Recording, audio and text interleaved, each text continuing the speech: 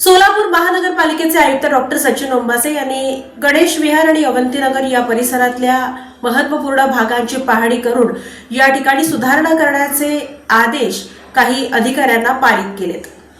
सोलापूर महानगरपालिकेचे आयुक्त डॉक्टर सचिन ओंबासे यांनी आज अवंतीनगर आणि गणेशनगर परिसराला भेट देत सुरू असलेल्या नाल्याच्या कामाची प्रत्यक्ष पाहणी केली। अवंतीनगर ते गणेशनगर या दरम्यान नाल्याचे रुंदीकरण आणि खोलीकरणाचे काम सध्या सुरू असून त्याचा सविस्तर आढावा आयुक्तांनी घेतला। यावेळी आयुक्तांनी संबंधित अधिकाऱ्यांना काम नियोजित वेळेत पूर्ण करण्याच्या सूचना दिल्या।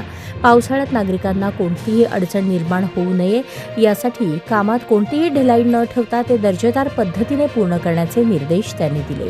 तसेच नाल्याची वहन क्षमता वाढवून परिसरात पाणी साचण्याच्या क्षमतेवर कायमस्वरूपी तोडगा काढण्याच्या दृष्टीने काम प्रभावीपणे राबवण्याचे त्यांनी सांगितले।